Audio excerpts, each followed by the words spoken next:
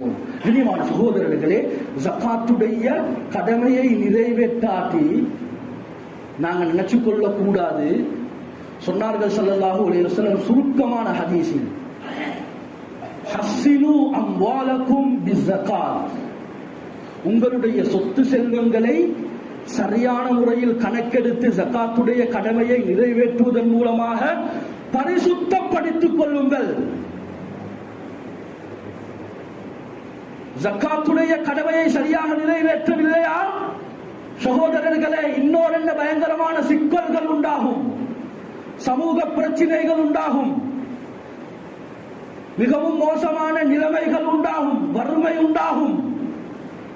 இப்னு மஸ்ஊத் ரலியல்லாஹு அன்ஹு அவர்கள் சொல்கின்றார்கள், வஇன் அரத்த, உன்னுடைய சொத்து செல்வங்களை, உன்னுடைய பணத்தை, வகன்ஸக, உன்னுடைய ஸ்டோர்ல இருக்கக்கூடிய சாமான்களை நீ பாதுகாத்துக் கொள்வதற்கு விரும்புகின்றாயா? வஅல்லா தஅகுலஹுல் லுசூஸ், கல்வர்கள் உன்னுடைய சொத்து செல்வங்களை அபகரித்துக் கூடாது, சாப்பிட்டு விடக் கூடாது என்று விரும்புகின்றாயா? ஃபஃஅல் பிஸ்ஸகாத், ஜகாத்துடைய கடமையை சரியான முறையில் கணக்கு பார்த்து நிறைவேற்றுவாயாக. இதை நாம் சரியாக செய்தால் சகோதரர்களே, எந்த விதமான வறுமை கோட்டுக்கு கீழால் எங்களுடைய ஊரில் மக்கள் ஒரு பொழுதும் வாழ மாட்டார்கள், மோசமான நிலைமைகள் உண்டாக மாட்டாது. சலஃபு சாலிஹீன்கள் சொல்லுவார்களாம், இதா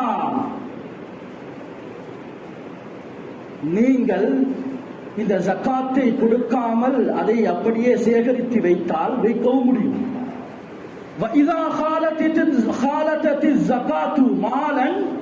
இந்த ஜகாத்துடைய பணம் எந்தெந்த சொத்து செல்வங்களில் எல்லாம் கலந்து விடுகிறதோ, இல்லா அஃஸதத்துஹு, ஏனைய இதர பணங்களும் இல்லாமல் போய்விடும்.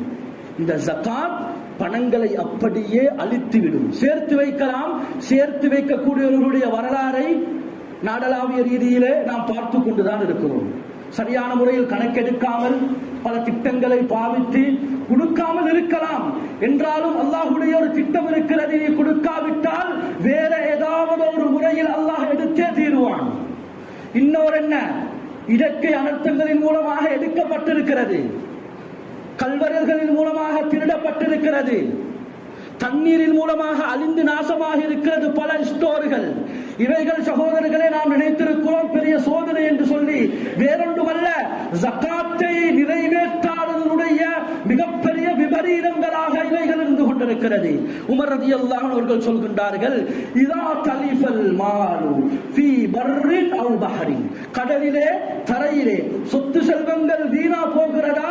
வேறொன்றும் அல்ல, பிஹப்ஸி ஜகாத், செல்வந்தர்கள் ஜகாத்துடைய கடமையை நிறைவேற்றாமல் அதனை சேர்த்து வைப்பதன் மூலமாகத்தான் இந்த சொத்து செல்வங்கள் வீணாகும். சரியான முறையில் நிறைவேற்றினார்கள் என்று சொன்னால் நிச்சயமாக அவர்களுடைய சொத்து செல்வங்கள் பாதுகாக்கப்படும் என்ற கருத்தை எழுதுகின்றார்கள். கண்ணியமான சகோதரர்களே, இன்னும் ஒரு கசப்பான உண்மையையும் நாம் விளங்கிக் கொள்ள வேண்டும். இந்த நாட்டிலே வாழக்கூடிய 22 லட்சம் முஸ்லீம்கள் வாழக்கூடிய செல்வந்தர்களின் மூலமாகவும் இந்த சோதனை ஏற்பட்டிருக்கிறது என்பதையும் நாம் மறந்துவிடக் கூடாது. ஏன் தெரியுமா? சொன்னார்கள் ஸல்லல்லாஹு அலைஹி வஸல்லம், மா மனஅ கௌமுன் ஜகாத அம்வாலிஹிம், எந்த சமுதாயம் எல்லாம் ஜகாத்துடைய கடமையை நிறைவேற்றாமல் தடுத்துக் கொள்வார்களோ, இல்லபுதலாஹுமுல்லாஹு பிஸ்ஸினீன், அந்த சமுதாயத்தை அல்லாஹ் பஞ்சத்தின் மூலமாக சோதிப்பான். கண்ணியமான சகோதரர்களே, எங்களுடைய இந்த நாட்டிலே, இந்த கொழும்பிலே இருக்கிறோம், பின்தங்கிய ஏரியாக்களில் பார்க்கிறோம், சாதாரணமாக சாப்பிடுவதற்கு சாப்பாடு இல்லாமல், குடிப்பதற்கு ஒரு சாதாரண ஒரு தேநீரை குடிப்பதற்கு கூட மாவு இல்லாமல், கிழங்கை அவித்து சாப்பிட்டு கஷ்டத்தோடு சிரமத்தோடு சஞ்சலத்தோடு வாழக்கூடியவர்கள் அதிகமாக இருக்கிறார்கள். குறிப்பாக இந்த காலகட்டத்திலே மிகவும் பயங்கரமான ஒரு பஞ்சம் உருவாகி இருக்கிறது.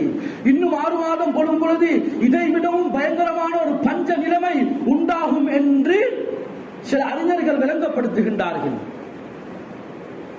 இதற்குண்டான அடிப்படை காரணம் இந்த பணக்காரர்கள் இந்த ஜக்காத்துடைய கடமையை சரியான முறையில் நிறைவேற்றாததும் ஒரு காரணம். வந்து கொண்டிருக்கிறது.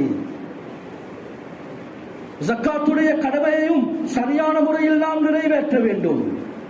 அதே போல ஜக்காத் மாத்திரமல்ல, அனைவருக்குமாக சேர்ந்து தன்னுடைய வசதிக்கு ஏற்ப சதக்காக்களையும் கொடுக்கலாம்.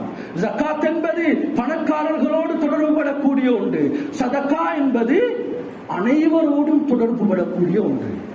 இதனையும் நாம் நிறைவேற்றலாம். எங்களுடைய இந்த பள்ளி வாயிலிலே ஜக்காத்துடைய அந்த திட்டங்கள் ஆரம்பிக்கப்பட்டிருக்கிறது, பைத்துல் மாலுடைய அந்த திட்டங்கள் ஆரம்பிக்கப்பட்டிருக்கிறது.